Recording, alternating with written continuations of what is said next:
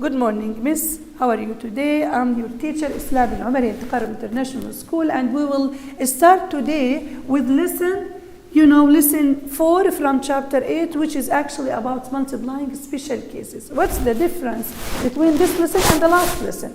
Actually, we will multiply two binomials by each other, as we used to do in the last lesson.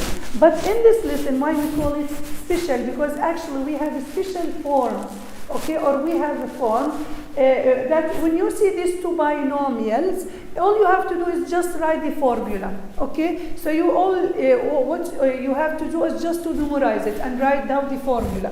So at the end of this lesson, you will be able to find the square of binomials. When I say square, it means that you multiply the binomial by itself and to find the product of sum and difference. Now, one of the special cases that we will start by, which is actually, square binomials a plus b. So this means that you have to multiply a plus b times a plus b. How can we find it? Let's do it as we actually did in the last lesson. I will use, for example, the table to multiply it. As we can see here, this is a and b, and this is a and b. All you have to do is to multiply a times a will give you a squared, b times a will give you ba, and a times b will give you ab, and b times b will give you b squared. Now, according to the commutative property, we can see that ab is equal to ba. It's the same thing. Changing the position will not change the product. So you can add, we can say about them that they are like terms, AB and BA, and we can just add them together. If you add AB plus AB or BA, it will give you 2AB. Now, so the final answer will be A squared plus 2AB plus B squared. What does that mean? This is the final formula. All you have to do is to memorize it and put it. When you have a binomial that's, it's squared or multiplied by itself, all you have to do is to square the first term, square the second term, and then multiply the first times the second times 2.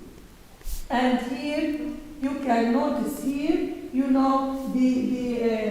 formula, and there's an example for it. For example, x plus 4 all squared. It equals to, immediately, you don't need to multiply it, it equals to the first square, which is x squared, second square, which is 16, 4 times 4 is 16, then 2 times 4, which is 8 times x, so it's 8x, as you can see here, okay?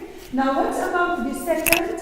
The second one, actually, when you have the difference between two terms and all squared, the binomial, that instead of addition, you have subtraction.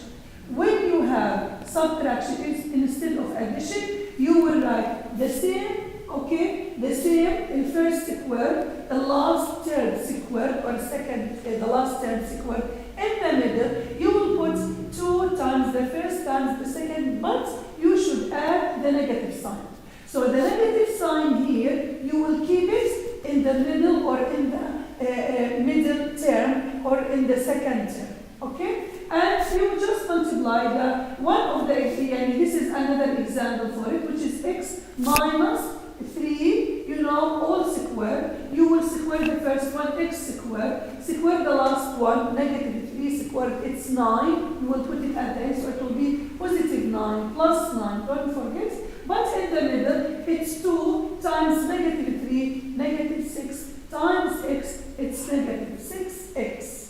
So all you have to do is just multiply the second times, the first times the second times negative. You should put negative between. Okay, and then, as you can see here, we have some of the examples. I will take actually B, the second example. I will solve it here. Okay, let's, for example, solve B from that one. It's 2x plus 9 all squared. As we said, when I see squared here, the same binomial squared, all I have to do is just to square the first one, which will be 4x squared, square the last one, which will be 81 plus 81.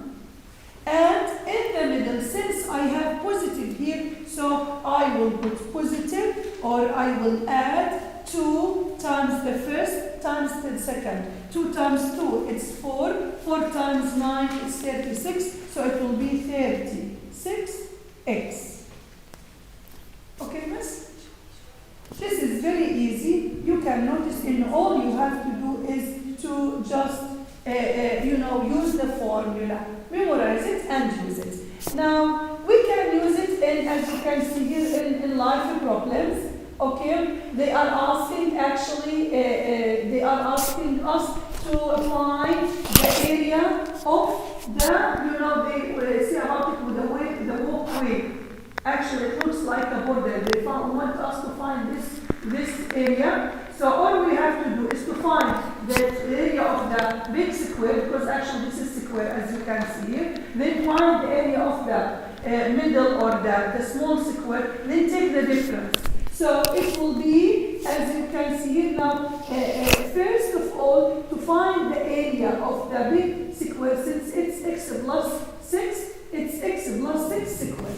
X plus 6 square is the area for the big square. Then you will find the area for the inside or the inner square here, which is actually, as you can see here, you will take from the 6, 3. Okay, so it will be x plus 3.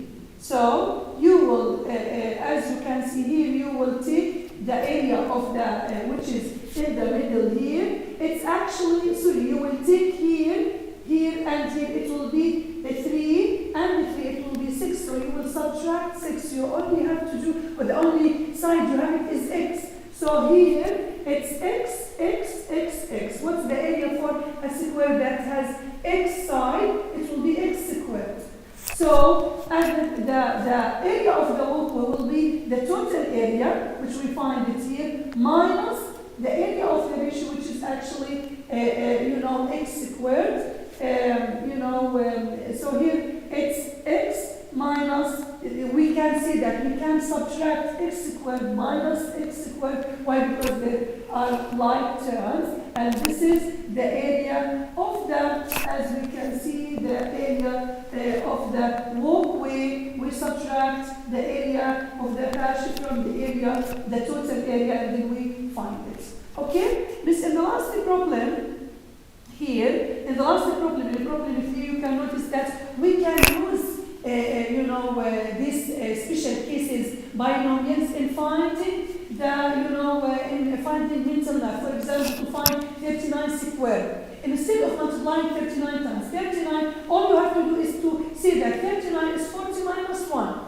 So, as you can see here, it's 40 minus 1 squared. So we can say it's the first square, the last square, and negative or minus 2 times the first times the last, and we can find it, just apply it in real numbers and find the final answer. It's helping you in solving problems and using mental math. This is the last of the lesson. I hope you enjoyed this exercise more, and see you inshallah tomorrow in the other lesson.